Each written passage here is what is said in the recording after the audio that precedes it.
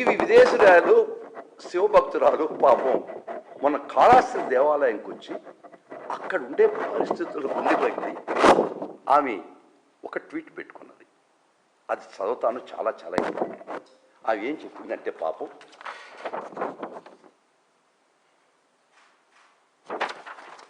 చదువుతానండి, చాలా ముఖ్యం. శ్రీకాళహస్తి లాంటి పవిత్ర పుణ్యక్షేత్రంలో ఇలాంటి చేదు అనుభవాలు ఎదురవడం నిజంగా బాధాకరం. కాళహస్తిలో నేను చూసిన కరప్షన్ ఎప్పటికీ మర్చిపోలేను.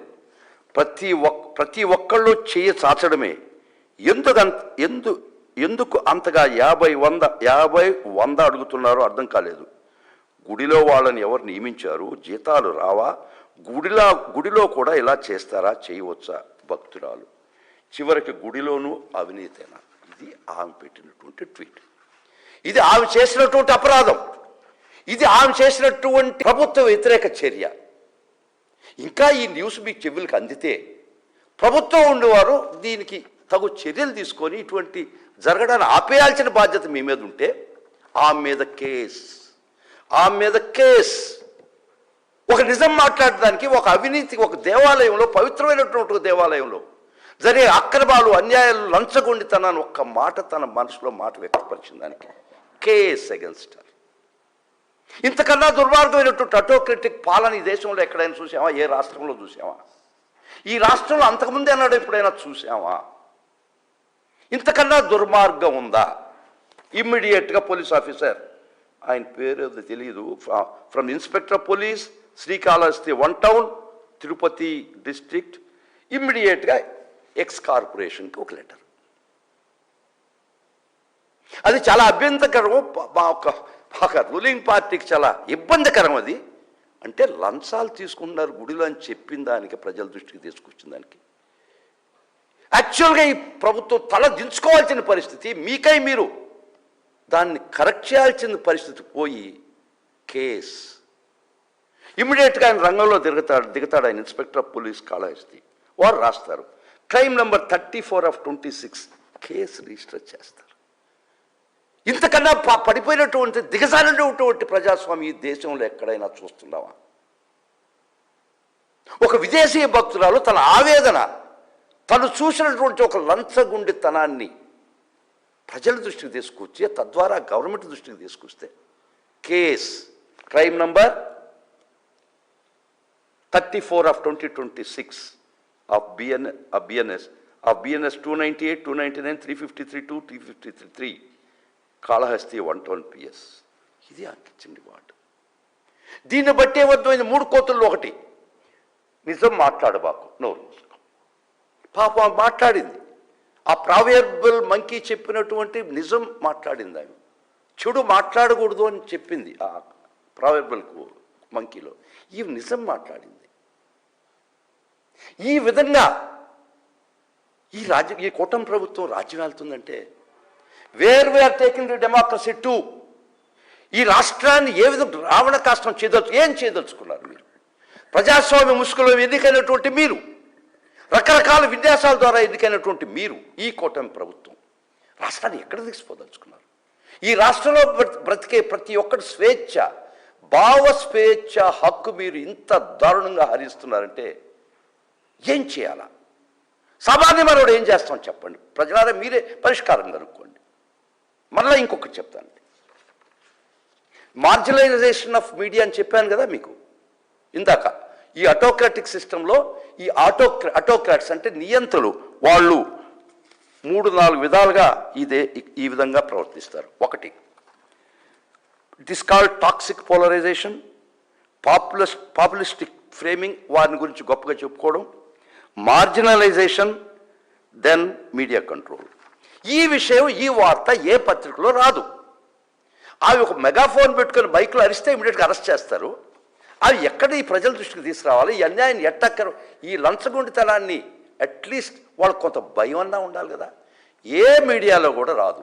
ఒకవేళ ఒక దానిలో పెడితే ఇమ్మీడియట్గా ఎక్స్ కార్పొరేషన్ లెటరు, కేసు, ఒక FIR నంబర్ ఇచ్చి ఇమ్మీడియట్గా తీసేయండి. This is the FIR. Kindly see, this is the FIR against her. ఆమె చేసిన పాపం జరుగుతున్నటువంటి లంచగొండితనాన్ని ప్రజలకు చెప్పింది. తద్వారా మీ చెవుల్లో పడద్దని ఒక సదుద్దేశంతో చెప్పింది. ఎస్, ఇది తప్పు. నీకెంత ధైర్యం, లంచగొండితనాన్ని నువ్వు మాట్లాడేంత శక్తి నీకుందా? నీకెంత ధైర్యం? నీకు హక్కు ఉందా మమ్మల్ని గురించి ప్రశ్నించేదానికి? ఈ సమాజాన్ని ఎక్కడ తీసుకుపోతున్న ప్రజలు మీరు ఒక్కసారి ఆలోచించండి. ఇది డెమోక్రసీ అంటావా, ఆటోక్రసీ అంటావా, నియంత్రిత పోకడు అంటావా? Stone ages back. మామూలుగా అందరికీ తెలుసు, మీకు ఒక గొంగళ పురుగు మెటామార్ఫ్స్ అయ్యి ఎవల్యూషన్లో చిలుగా తయారవుతుంది. ఆ విధంగా ఈ స్టోన్ ఏజెస్ నుంచి రాజరిక రంపకోత పాలన నుంచి, నియంత్రణ పాలన నుంచి ఫైనల్గా డెమోక్రసీ అనే సీతాకోకచిలుగా మనం ఇప్పుడు తయారైనాం. ఆ సీతాకోకచిలు మళ్ళా గొంగళిపురిగా తయారు చేస్తున్నటువంటి ఈ కూటమి ప్రభుత్వం. మళ్ళా ఇంకొక విషయం చెప్తానండి. హౌ దే ఆర్, ఏ విధంగా ప్రజల గొంతుక నొక్కేస్తున్నారు. ఇక్కడ ఏమన్నా బూతులు ఉన్నాయా? ఇక్కడ ఏమన్నా చెడు ఉందా? మీ చెడును బయట పెట్టారు. అది ఒక్కటే ఆమె చేసిన చెడు. నవ్వు మరీ ఘోరం అండి. ఎంత దిగజారిపోయి ప్రభుత్వం. ఇన్సెక్యూరిటీ, భయం. మీరు చేసే ఒక్క చర్య, ప్రతి ఒక్క చర్య ప్రజల దృష్టికి పోతే మీ పరిస్థితి ఏమవుతుంది? మీ ఇన్సెక్యూరిటీ. ఇక్కడ మొన్న మా అధికార ప్రతినిధి కారుమూరి వెంకటరెడ్డి గారు పెట్టారు ఒక ట్వీట్. ఏమని పెట్టాడయ్యా? ఏ పాపం చేశాడు కారుమూరి వెంకటరెడ్డి? చదువుతానబ్బా. అమరావతిలో ఒక బిల్డింగ్కి అద్దాలు పెట్టడానికి 2500 కోట్లు. ఈ మాట బయట చెప్తే కేసు. మీరు అద్దాలకు 2500 కోట్లు ఖర్చు పెట్టారు, ఇది సమంజసమా? Yes, the public has got the right to make public audit.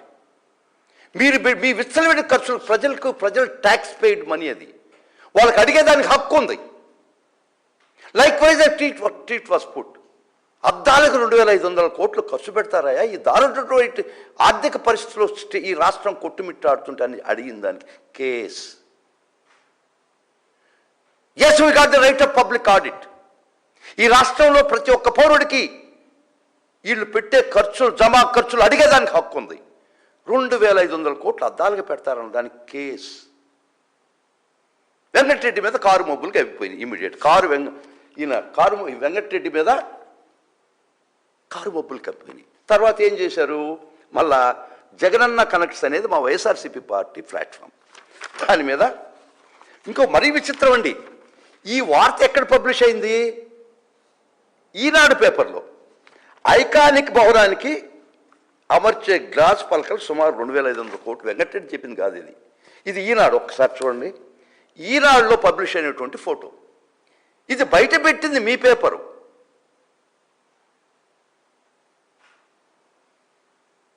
కానీ ఇటు బయట పెట్టారయ్యా 2500 కోట్ల ఈనాడు ఇటు అవపడుతుంది ఏందయ్యా అన్నదానికి ఈయన మీద కేసు.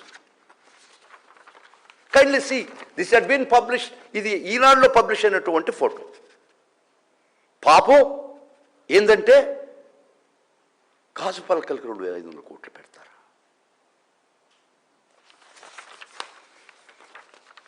ఇది ప్రభుత్వ సొమ్ము, మీ సొమ్ము కాదు. ప్రజల దగ్గర నుంచి పిండినటువంటి ట్యాక్స్ సొమ్ము. Everybody in the state has got a right to question that.